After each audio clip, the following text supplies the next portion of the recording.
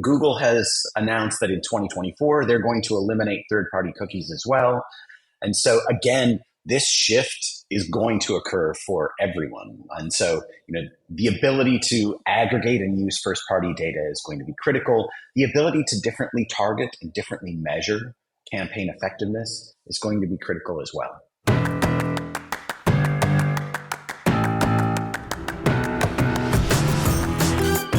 Welcome to the Marketing Expedition Podcast, an auditory journey through the latest in marketing, branding, and advertising.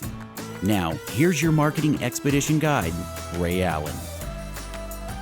On this week's episode of the Marketing Expedition Podcast, I get to speak with Burnett, and he is the CEO and founder of Wheelhouse Digital Marketing Group and is recognized by Inc. magazine as one of the best places to work in the United States and by both Seattle Magazine and Puget Sound Business Journal as one of the best places to work in Washington State. Aaron delivers an engaging, inspiring conversation about building and thriving culture infused with helpfulness, generosity, and joy, and about the current state of digital marketing throughout the lens of leading a digital marketing agency. We're going to talk all about these digital nuggets and all about HIPAA and all the things that are going on in the healthcare space and what's happening with the new rules that are coming out and privacy things and all the wonderful nuggets that you need to know as a marketer because our industry is definitely changing with first-party data versus third-party data. So stay tuned for that. But first, it's time for your Marketing Essentials moment, the basics that you need to help you continue to build your brand and your bottom line. Today's topic is about how Google is introducing new limited ads serving policy. So, meaning Google will limit the reach of campaigns from advertisers, and basically anything that's not familiar with until a trust is established. So, really, what's happening is the platform, Google Ads, is introducing this policy to combat scams and help prevent misleading ads and help create more ad clarity. And so what the platform's going to do is it'll now have to get to know you as the advertiser. It'll have this get to know you period for advertisers that it doesn't necessarily know well. And during the time, Google Ads may limit how many impressions unfamiliar advertisers will receive, meaning that they're going to limit the ad serving up until they know and trust you as an advertiser. So what's going to happen is when you apply to be an advertiser and you want to target specific brands within a campaign, but that relationship between the ad and the brand is not clear, Google is going to use this policy to put in place to roll out when it can then trust you to do more. And this gradual rollout will help ideally curb some bad actors, some scammers that are out there. So that way legitimate advertisers can have time to clarify their branding strategies on the platform before they get rewarded with the full reach or the full amount of leads and click-throughs that you can get as an advertiser. So implementing the stricter ads policy will help to build trust with the good apples that are out there and trying to help, build brands and bottom lines and giving then people more confidence to click on ads from brands that are advertising on Google because the trust factor has been established. So the actual impact will be that, we'll have more confidence for the actual people who are users who will then click on ads and not feel like it's a scam because these advertisers have already been vetted. And then these brands are reducing the scam and not being able to have that. And it'll have higher quality for advertisers who are targeting the right people. So Google Ads will notify our advertisers who are all going to be impacted by this new policy. And then the advertisers will get guidance on meeting those requirements to reach what Google is going to call qualified status. And then, of course, Google Ads needs to slowly phase in enforcement before gradually expanding the policy's reach. And of course, measuring trust will be an interesting thing to see how Google plays this out. But they're going to gauge how trustworthiness is of the advertiser based on a track record and user feedback. And of course, Google Ads are going to closely monitor feedback and of course, consider any negative and positive reviews. And then they're going to look at the advertising history of the advertiser. And then they're going to analyze whether or not the advertisers have been in good standing and have been adhering to all of its advertising policies. And then there's going to be an identity verification where the platform will be making sure that advertisers confirmed that they complete the step as an important factor in establishing that trust between the users and the advertisers. So it's going to be interesting to see how it will all play out. And of course, Google wants to help the advertisers because they want them to spend more money, of course. So they're going to want to, verify and qualify the advertisers. But I think it'll be a nice thing because then we'll get rid of the scammers and the bad apples that just don't belong. And then our users will have more trust in those of us who are doing it correctly, right?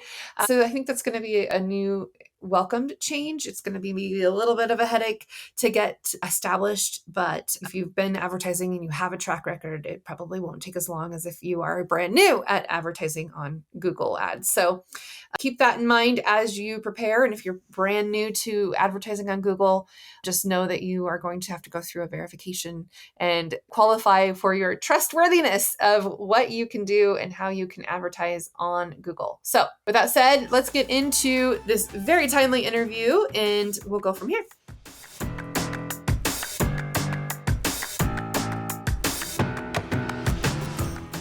Welcome to the Marketing Expedition podcast. I'm your host, Ray Allen. I'm the president and CEO of Peppershock Media and the founder of the Marketing Expedition community. And today's guest, we have Aaron Burnett. Welcome to the show, Aaron. Thanks very much.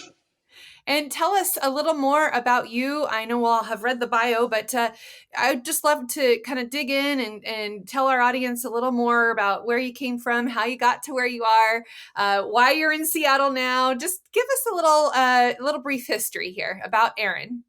Sure. So I started my career as a marketing executive. I became VP of Sales and Marketing at AT&T Wireless and then had other VP roles with tech companies in the Northwest. As I was doing so, digital was really in its ascendancy. I fell in love with digital. It is the intersection of the art of marketing and technology and sort of a definitive outcome. The thing that I love about digital marketing that isn't necessarily present in traditional marketing is your performance is in the data. You did it or you didn't, and you can tell. And so I gravitated toward two things. One, entrepreneurship, and two, digital marketing. I became a partner in a UX design firm, and in that UX design firm, I built a search marketing practice, bought my partners out of that, and established Wheelhouse in 2010. So we just celebrated our 13th anniversary. Throughout our history, we've really grown by being an exceptional data-driven performance marketing agency. We work with a variety of clients over the years, unified by one common goal, which is they want to achieve a transactional outcome. It's either lead generation or an e-commerce transaction. There have been some notable exceptions. We worked with NASA for the last 5 years, and they just want more people to see the fantastic information that they have. And over the years, we developed a real concentration in healthcare. We grew through referral. In fact, for about 6 years, we grew at about 50% year over year, all through word of mouth. And when you grow through referral, you tend to get clients like the clients you have. We had some anchor healthcare clients and acquired many more healthcare clients. And so today, we're really focused on performance marketing for the healthcare ecosystem. So healthcare systems, medical device, and the like. So that's pretty phenomenal to carve out and buy out your partners and go through all that process. And I also read that you were ranked as one of the top places to work too. Let's talk a little bit about that. And maybe as you've gone along, the crew that you have that work with you, let's just talk a little bit about how you get to be one of the best places to work. Yeah. So when I established Wheelhouse, I wanted to create the kind of place that I always wanted to work and the kind of agency I always wanted to hire when I worked for other people. So thinking about the kind of place that I wanted to work, I wanted this to be very much a values-driven culture and a place where people were known and cared for. and their careers and their identities were nurtured. And so values very much inform the culture that we've created, the way that we interact and engage with one another and with our clients. And our core values are much more than something that we put on our website. They are a part of our daily life here. The two that are probably the strangest, the most unconventional, are helpfulness and generosity. So we believe that we exist to be helpful, regardless of what is contained in a given contract with a client. And we tell every new client that. You might be a digital advertising client. You may have an engineering problem, analytics problem. Ask us. We'll help you. We'll be generous with our time and expertise. We'll almost certainly do work that we're not explicitly paid for. But as we look out for your best interests, we'll rely on you to look out for our best interests. And the financial side will work itself out. The other very unconventional value for us is joy. We believe in pursuing joy every day in our work. Again, just like our client base, which is quite eclectic, we're all quite different from one another, except that we are unified in that we're all intrinsically motivated and very passionate about digital marketing. And we all want to have a daily work experience that is not one in which we're grinding it out. You know, the agency model has a sometimes well-deserved reputation for being a place where you have a few senior folks and you hire a lot of junior folks and you work them quite hard and they stay with you for a short period of time and they move somewhere else. And that's not the experience we want to create here. We want to create an experience where in every day we experience joy through learning something new, achieving something, and experience with one another by demonstrating that we can deliver joy to a client or to a coworker. And that also is a part of the fabric of the culture and something that, in fact, we've operationalized here. Every employee gets a monthly joy fund. It's an amount of money that they can spend on anything they like, so long as it delivers joy to someone they work with. You can team together, you can aggregate the funds, you can save them up, but you need to deliver joy. And there are two great things that come from that. One is that for me to deliver joy to you, I have to know you well enough to know what brings you joy. So I have to get to know you. And the second is that if I can deliver joy to you, that gives me a sense of my agency in the world, my ability to make the world a better place and to make the experience of others a better place. And so by focusing on those things, by operationalizing joy, operationalizing generosity, in the way that we engage with employees, in our compensation philosophy, in the way that we interact with one another and try to nurture and manage team members here, try to create, again, the sort of place that I wanted to work. I love that. I think if you have joy in the work that you do, then it'll shine through to your clients. I always say happy campers, happy customers, right? If you can Sure. keep your happy, your crew happy, then they're going to in turn take care of your clients, your community, and all of the above. So I just love that you give them a joy budget, really. Yeah. Yeah. That's pretty cool. Give me an example. What have some people, what have they done for others in using their joy budget? All sorts of things. So over the years, here are some of the notable examples. We had one person working for us who was a single mom with two kids, who was very, very busy. She, in fact, was working for the first time in a long time and finding that routine challenging, and was having a hard time keeping up with just keeping her house clean and keeping things organized and maintaining everything else in her daily life. So many of us joined together and hired a house cleaner for her for 6 months so that she didn't have to worry about that. In many instances, the Joy Fund will be something maybe a little more mundane, which is, hey, I've overheard you say that you love a particular restaurant or you love a particular experience. And so we'll purchase that for someone. Or in some instances, when Hamilton first came out and people were just dying to get tickets, we had a couple of folks who were traveling to Chicago when Hamilton was playing there, and we purchased tickets to go see Hamilton for them, those sorts of things. Sometimes extravagant, sometimes more mundane, but always intended to deliver joy. But as extravagant or mundane it is, it's still meaningful, which is amazing. I love it. Right. Yeah. I'm sure I don't need to throw a bunch of statistics and percentages at you for you to know that most of us spend too much time staring at screens. Being able to consume your content on the go means that your clients and customers can listen and learn from you without being tied to their desks. With Hello Audio, your customers can put their phones down, power off their PCs, close their MacBooks, and get the information they need from you while they're, let's say, walking a dog, doing a jigsaw puzzle, washing the dishes, maybe when they're in the car or exercising on the treadmill, sunbathing in their garden. Well, Hello Audio makes it incredibly easy for you. No more hours spent trying to figure out tech settings or trying to make a square peg fit into a round hole. You can click publish on an audio feed in a matter of minutes and have control over who accesses what. So visit peppershock.com/offers and sign up for a free trial of Hello Audio.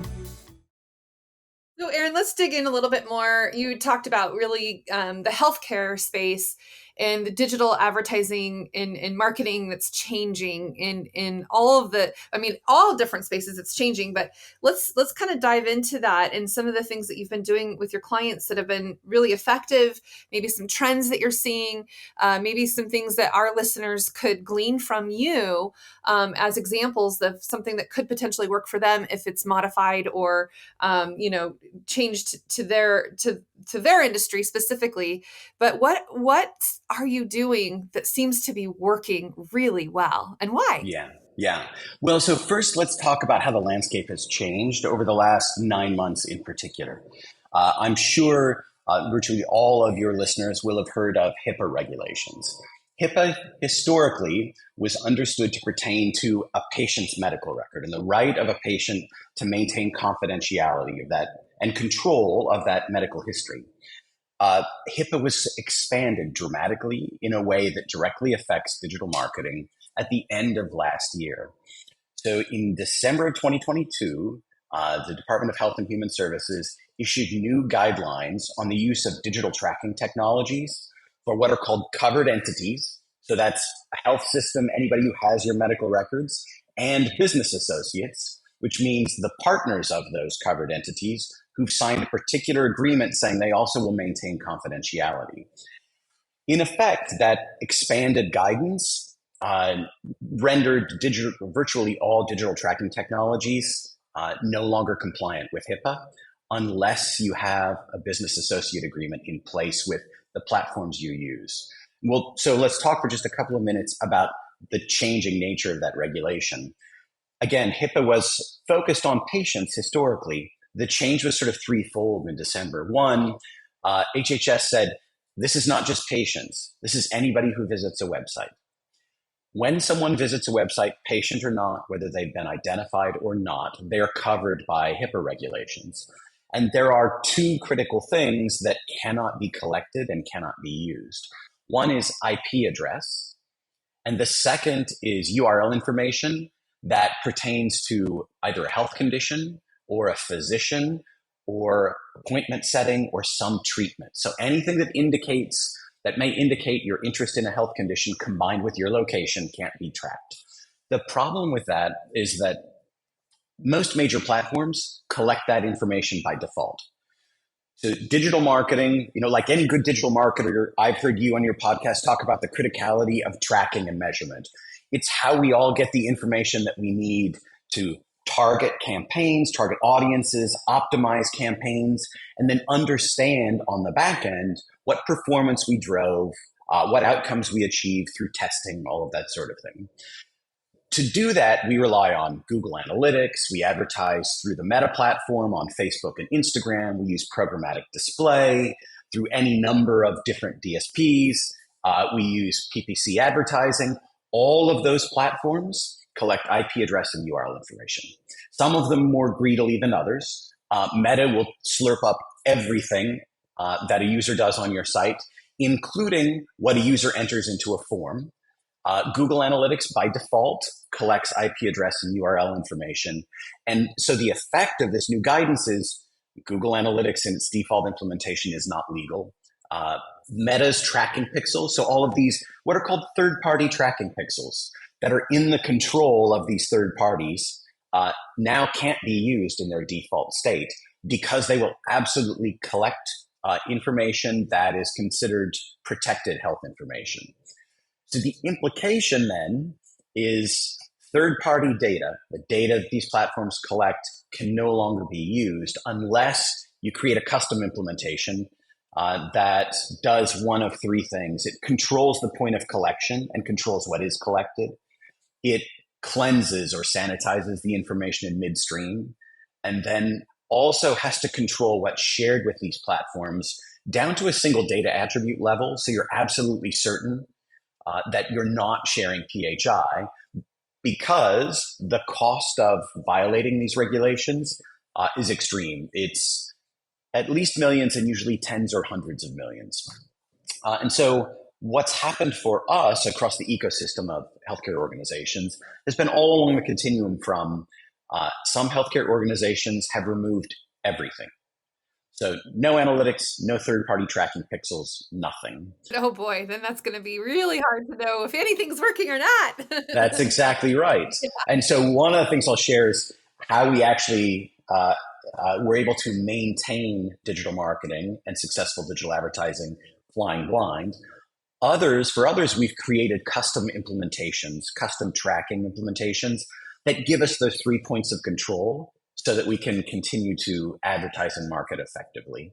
But in every instance, what this points to is the criticality of first-party data. So as digital marketers, we've relied on third-party data for our life's blood, for the entire history of digital marketing. These platforms have done such a good job of aggregating not only the performance data from our own sites, but then combining that data with everything else they know about that user as they transit the web, and then giving us the ability to really effectively target those folks and refine our targeting to identify micro audiences and come up with very specific messages for those micro audiences on a specific platform as we effectively sort of move people through that conversion journey. All of that goes away if you're in a healthcare organization that's covered by HIPAA. So the data that you have to rely on then needs to be your own data. It has to be first-party data. That's the data that you'll need to use for targeting purposes. That's the data that you'll need to aggregate in order to identify audiences and optimize campaigns. It's also the data that you'll need to use in order to understand performance on the back end, which is just such a seismic change over what we've done, for the history of our agencies. Yeah. Yeah. Well, and there's always unique challenges and things that you're wanting to try to accomplish and do and make sure you're following all the rules and doing all the things that you're supposed to, make sure that you're not, out of compliance. And then, if a fine comes down, who's responsible? Is it the agency or is it the entity that you're advertising for? Right. Then there's that question too. Whoa, where does that go? Well, so there's a clear way to answer that. If you're working with a covered entity, a healthcare organization, and you're exposed to what's called PHI, you have to sign a business associate agreement. And a business associate agreement is an agreement where you say you're going to exercise the same degree of care as the covered entity. You also have many of the same legal obligations if there is any sort of a breach. And so if you're an agency working with healthcare providers or medical device marketers or manufacturers, you're signing BAAs with those organizations and taking on substantial liability, which also means that you have to change your operations. So for example, as an agency, every person at Wheelhouse has gone through HIPAA compliance training, and we do that every year. The engineers we have on our team have gone through much more rigorous HIPAA compliance training because part of what we've done is to build our own technology that enables us to be exceptionally effective in this space. And some of that technology does include ingesting and working with client data that may contain PHI. And so we have to have an extra level of rigor that enables us to be effective and also protect that data. Wow, that's amazing. That's definitely a really good niche for you to be in because no one wants to get in trouble. No one wants to get, fined in that space at all. So that's awesome. And, you said something else earlier about, first party data and being able to have first party versus third party, right? And first party data, like being able to capture that and contain it and keep it where it's safe. Just explain a little bit more about how you're able to get that first party data. I mean, there's multiple different ways to do it, but maybe something that's been super successful for you to be able to do that. What does that look like? Sure. So I'll give you a couple of examples. One, with one client, what we were able to do to aggregate and augment tracking data in a way that is compliant, is HIPAA compliant, but it still gives us clarity with regard to performance, and added to the trove of first-party data is to differently structure URLs. And so we can structure URLs in a way that actually conveys all sorts of campaign and audience information. And then importantly, we have integrated everything we've got in the way of analytics with that client CRM, which is a HIPAA compliant CRM. We've made a connection so that we're porting that URL information along with UTM parameters into a CRM so that we're appending all of the performance data to specific records. And then in the context of this HIPAA compliance data warehouse, we can do audience aggregation and segmentation, and we can use that information to define those audiences and then to target those audiences in other third-party platforms without sharing any information. So we're not relying now on any third-party tracking. We're not relying on the platforms to provide us with any data. We're using our own first-party data in a completely de-identified way in order to target. And being able to do that has meant a really significant lift in performance. So in the case of this one client, which is a very large client, their budgets are tens of millions a year, we were able to improve conversion to lead by 15% using this first-party data and improve the targeting. So there are two different types of leads that we generate for this client, one much more valuable than the other. And we're always trying to optimize for the more valuable lead type. Using first-party data enabled us to do that so that the percentage of the most valuable leads versus the secondary leads also increased by 15%. And that's all a first-party data exercise. Mm-hmm. Wow. That's pretty incredible to get to that point to be able to do that and increase by 15%. That's really good. Yeah. So Aaron, tell me a little more about your agency life. Are you hybrid? Do you work, how have you kind of gone through the pandemic, and what is life like right now for your agency? Yeah. Pre-pandemic, we were nearly all in Seattle. We have a small office in Richmond, Virginia as well, but mostly in Seattle. And on March 6th, 2020, everybody went home. And I think the short answer is nearly everybody has stayed home.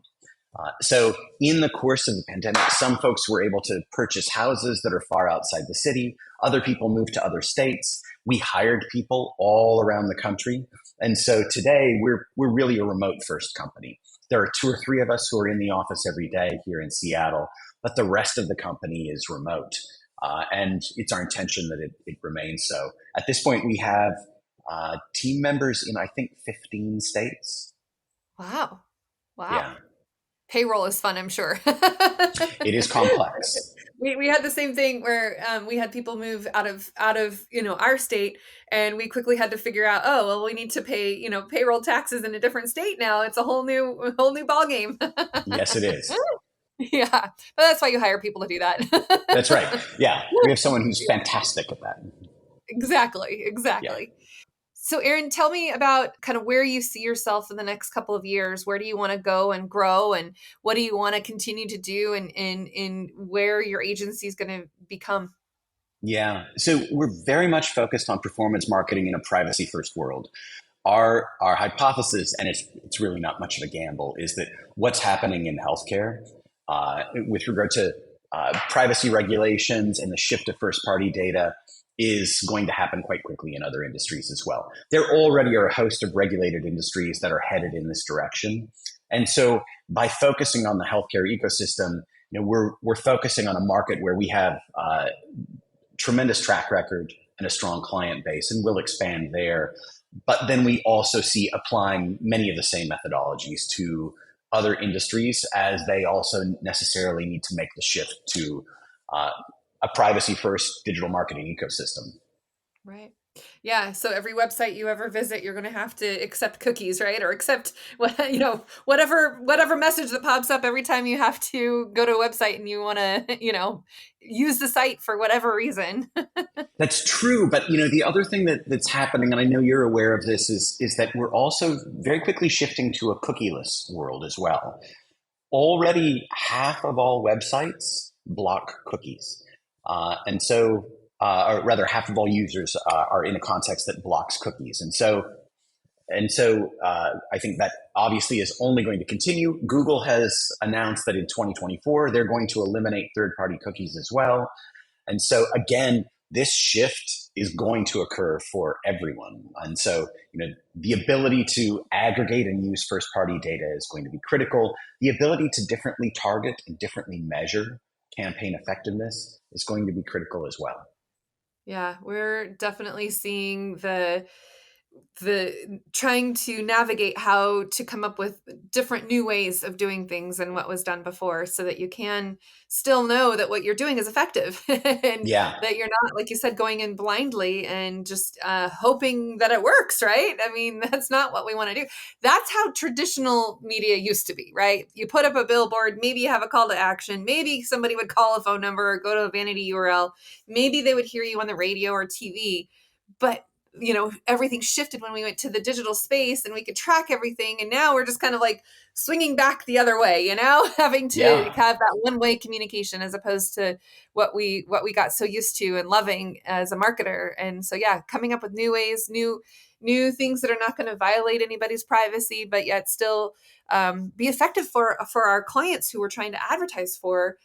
So that they can continue to grow and scale their business too, just as much. So it's a fascinating world that we're in now, huh? Yes, it is. Yeah. Any other trends that you see that are kind of starting to evolve? And privacy obviously is a big one, but is there maybe some new ways that you've been discovering recently, that new ways of doing ads, new platforms, or just different things that you've seen recently that you want to keep exploring and see if we can do more of? Well, as an agency, we've invested quite heavily in our own technology. Part of our belief is that digital marketing that isn't differentiated by proprietary technology is at risk of being commoditized. And I think we can see that happening quite quickly with the advent of AI and incorporation of AI into lots of digital marketing tasks, particularly those things that are routine. And so our focus has been on building our own performance marketing data warehouse, building a platform that enables us to use big data to do deep analysis to inform SEO and PPC strategies, and to identify opportunities for optimization in ad copy and landing page copy. And in both instances, we're using our tech combined with some AI assistance as well. And then we've built a monitoring technology that enables us to monitor for HIPAA compliance on an ongoing basis as well. So it's been a big area of focus for us, and an area of concentration as we incorporate all of that into our workflows. I think that interestingly, because of what's happening with privacy, because of what's happening with technology, we're kind of headed back to the fundamentals of really good marketing. My sense is in digital marketing for years, we could, particularly in digital advertising, we could hire and be very effective with technicians, people who knew how to pull the levers and understood the equations and could optimize things at a tactical level and could drive performance in that way. This is particularly true in PPC, but also could be true in programmatic, where, to an extent, you're also outsourcing that to another platform provider. That is much less true, because as we lose fidelity due to the loss of third-party cookies and we lose the ability to rely on these platforms for targeting, what we're left with is a need to feed the machines with really good data for targeting purposes. So now you have to have a high degree of rigor with regard to your understanding of the data that you have, the data science you can apply to that, and the way you can apply that for targeting. And because most optimization, at least in a digital advertising context, is now algorithmically driven and not driven by people, the way that you need to optimize is once again through a deep understanding of your audience, really good messaging, and really good creative, and lots of creative testing. And so you end up back at sort of where we were before digital marketing. Okay, now the creative really matters, and the message really matters, and targeting the audience in a really thoughtful and psychographically resonant way really matters. And the technicians don't matter so much because that's been taken over by the machines. So that's really the biggest trend that we see. Got to understand the data and feed the machine so that you get the outcome that you want, and you have to optimize through really good marketing and really effective creative testing. I hope that everyone sees that and absorbs that and learns that and understands that, yes, really good marketing is great. Yes. Awesome. Well, Aaron, any other final kind of thoughts that you would like to share or that you want our audience to hear from you today? Just that it is a fascinating, exciting, and very fast-changing time in digital marketing. It's always been an interesting space. Now more than ever, it's a very interesting space. It's almost changing more quickly than all of us can keep up with. And so it's a fun place to be. Yeah, for sure. And then Aaron, if there are anybody that's listening that would like to reach out to you to work with you, go ahead and share how can they do that? Sure. Well, so you can find Wheelhouse Digital Marketing Group at wheelhousedmg.com. I am on the platform formerly known as Twitter at Aaron Burnett. They can reach me by email at Aaron, AARON, at wheelhousedmg.com. Awesome. I know it's going to be the artist formerly known as Prince, and now it's the platform formerly known as Twitter. Yeah. Wherever. Anyway, thank you so much. This has been wonderful. I've learned so much from you as well. So thank you for sharing your nuggets. And for those of you listening, the best thing that you can do for Aaron and I is share this with others who need to hear what Aaron had to say. And of course, give us a review, right, Aaron? That's always important. Reviews are important. That's right. Very good. And thank you, everyone. And until next time, enjoy your marketing journey. Thanks for listening to the Marketing Expedition podcast. Want to continue the journey? Don't miss out on new episodes. Subscribe on iTunes, Spotify, Amazon Music, or wherever you get your podcasts.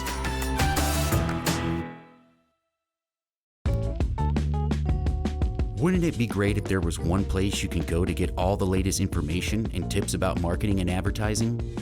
The Marketing Expedition community is that place. People like you gather in our online community to build relationships with others and find the latest marketing trends, tactics, tools, and technology.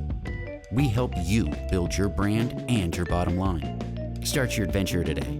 Visit themarketingexpedition.com to find out more.